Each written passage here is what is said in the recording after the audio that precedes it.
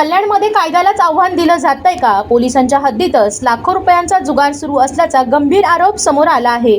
कल्याणमधील Kolshewadi police station हद्दीत नेतिवली नाका येथे आलिया हॉटेलच्या गल्लीत टेकडीजवळील एमएससीबीच्या पोलखाली असलेल्या घरात दररोज रात्री लाखो रुपयांचा काठी मानपत्ता जुगार रंगत असल्याची माहिती समोर आली आहे. त्या ठिकाणी वंदना साळवे यांचे घर असून याच घरामध्ये अवैधरित्या दररोज रात्री लाखो रुपयांचा हा जुगार खेळला जात असल्याचा आरोप स्थानिकांकडून करण्यात येत आहे.